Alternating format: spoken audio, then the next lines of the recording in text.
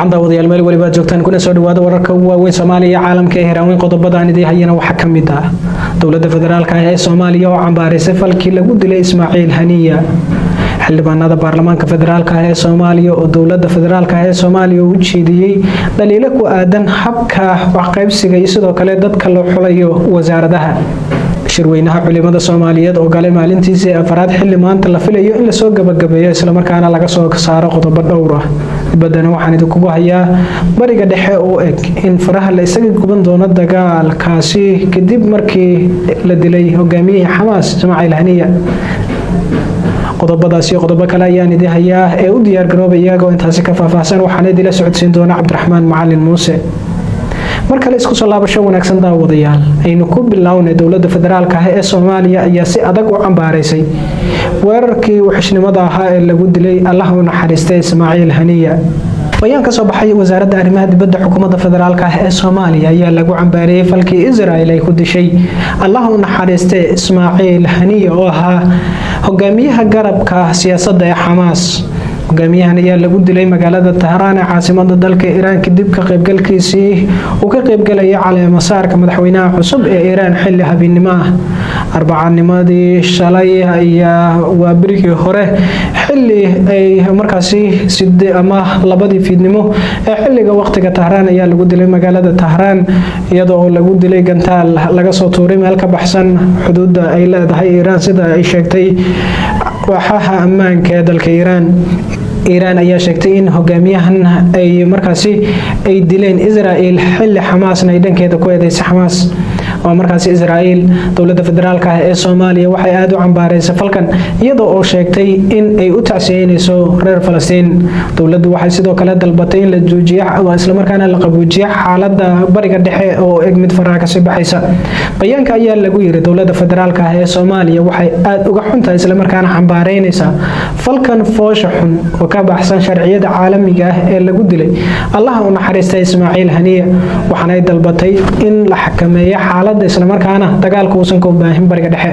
dawladda federaalka ee Soomaaliya ayaa sidoo kale waxa ay sheegtay isla markaana ay u tacsiyeysay ahladii iyo dhammaan reer Falastiin iyo dhammaan dunida islaamka kadib markii Israa'iil ay dishay Ismaaciil Haniya oo 62 sano jir ah ayaa ka tirsanaa garabka siyaasadda ee Xamaas waxaana dilkan lagu sheegay mid cawaaqib xumo ay kala kulmi doonto Israa'iil xildhibaano ka tirsan labada gole ee baarlamaanka federaalka ee Soomaaliya ayaa dawladda federaalka u jeediyay eeda ku aadan dhanka wasaaradaha xildhibaanada labada gole ee baarlamaanka federaalka ee Soomaaliya qaar kamid ah ayaa dhaliilo adag u jeediyay dawladda federaalka ee Soomaaliya kadib markii Bashiir Goobe oo ahaa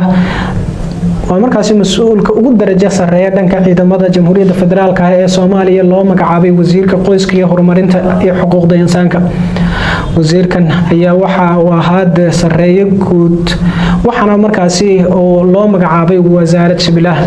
wasiirka gaashaandhigga xukuumadda federaalka ee Soomaaliya ayaa sheegay in uusan ahayn khibrad ciidan leh isla markaana loo baahnaa in la geeyo booska la geeyo Bashiir Goobe isla markaana la bedelo booskan xildhibaan ciid oo ka tirsan baarlamaanka federaalka ee Soomaaliya lagana doorto magaalada Beledweyne ee xarunta gobolka Hiiraan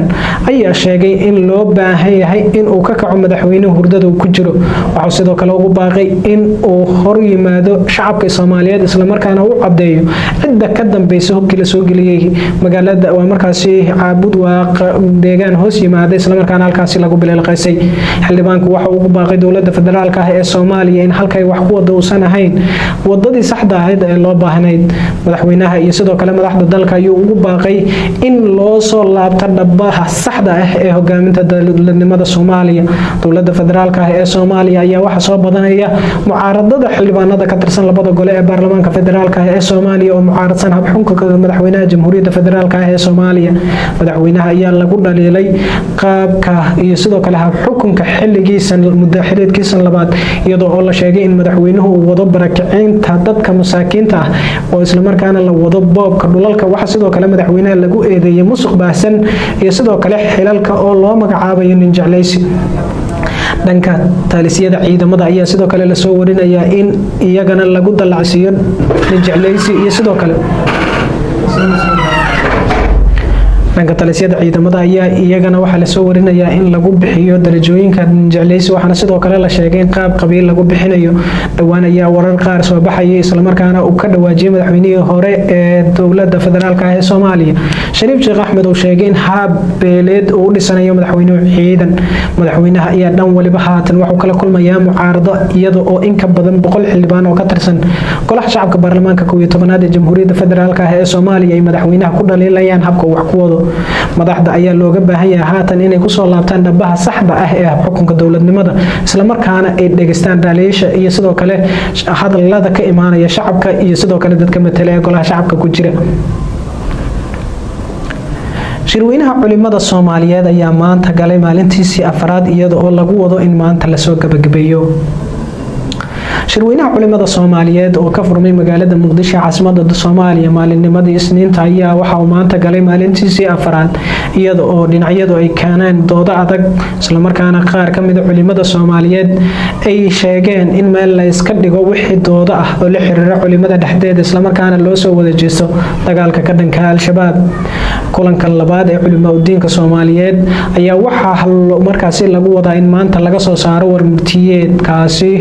oo markaasi qaar kamid ah lagu faahfaahin doono waxyaabaha ka qabsoomay shirweynihii ka horeeyay kaasi oo ay ku jireen in la dhiso golaha culimada sare ee Soomaaliya si waxyaabaha ay dawladdu sameynayso ay u yeeshaan marjic diimeedna loo helo Soomaaliya madaxweynaha Jamhuuriyadda Federaalka ah ee Soomaaliya Xasan Sheekh Maxamuud ayaa furay shirkani iyada oo wasiirka wasaaradda arrimaha diinta iyo awqaafta xukuumadda federaalka ah ee Soomaaliya Mukhtaar Roobo Cali Abu Mansuur uu goobjoog yahay inta uu shirkani soconayo Roobo Cali Abu Mansuur ayaa dhinacyada waxa uu shalay sheegay uu baaqay isla markaana in ay doodooda isku shaandheeyaan isla markaana ugu dambeyn maanta laga soo saaro warmurtiyeed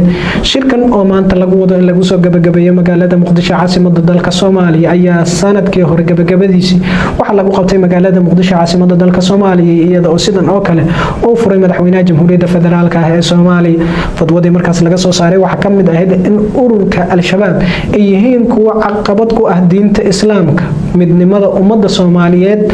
iyo Jamhuuriyadda Federaalka ah ee Soomaaliya loona baahan yahay in dawladda federaalka ah ee Soomaaliya iyo dhammaan culimada Soomaaliyeed ay meel uga soo wada jeestaan la dagaalankooda waxay sheegeen in ay bannaan tahay in la dagaalamo xilligaasi ay ku fadwooday dawladda federaalka ah ee Soomaaliya in dagaal lala galo ururka Al-Shabaab isla markaana meel looga soo wada jeesto doodaha miiska saaran oo dhinacyadu ay jiidayaan waxa kamid ah in dooda culimada dhexdeeda ee kala qaybsanaanshaha culimada ay ka faa'iideysanayaan ururka Al-Shabaab isla markaana loo baahan yahay in alla wixii doodaha culimada dhexdooda meel la iska dhigo isla markaana loo soo wada jeesto dagaalka ka dhanka Al-Shabaab culimo aad u waaweyn isla markaana aad looga yaqaan caalamka idil ayaa kamid ah culimada sanadkan ka qayb galaysa shirweynaha culimada Soomaaliyeed ee ka socda magaalada Muqdisho dawladda federaalka ah ee Soomaaliya ayaa martigelisay gaar ahaan wasaaradda arrimaha diinta iyo awqaafta xukuumadda federaalka ah ee Soomaaliya iyadoo culimadan laga kala keenay dhammaan daafaha caalamka isla markaana la rabo in la dhiso golo sare ee culimada Soomaaliyeed si loo helo marjic diimeed oo dawladdu u laabato marka ay dhacaan arrimo la isku qabsado iyo sidoo kale dagaalada mararka qaar la galo ururka Al-Shabaab qodobadii gudaha wararka ugu waaweyn Soomaaliya caalamka ee Hiiraan ayaa soo daawateen markana dibadda caalamka ayaa gaar ahaan bariga dhexe ayaa waxa laga cabsi qabaa inuu ka dhaco dagaal faraha la isaga gubto kadib markii Israel ay dishay Ismaaciil Haniya dagaalkani ayaa Xisbullah Iiraan Lubnaan iyo sidoo kale kooxda ka dagaalanta dhanka Yemen ee Xuutiyiinta Yemen dhammaantood waxa ay sheegeen in ay dagaal ay la galayaan sahyuuniyadda horey ayaa madaxweynaha dalka Turkiga Rajab Tayyip Erdogan waxa uu ugu baaqay isla markaana uu cadeeyay inuu ka dagaalami doono gudaha Israel sidii uu uga dagaalamay gobolka Nagorno-Karabakh ee isku hayeen Armenia iyo Azerbaijan iyo sidoo kale sidoo Tarabulus ama Tripoli uu kaga hor istaagay General Haftar iyo sidoo kale ciidamada Wagner Group ee calooshooda shaqaystayaasha Ruushka markii uu taageerayay dawladda la aqoonsan yahay ee Liibiya madaxweynaha Turkiga Rajab Tayyip Erdogan ayaa waxa uu carabka ku adkeeyay inay ka dagaalami doonaan gudaha Israel ayna geli doonaan duqeymo adagna ay ka geysan doonaan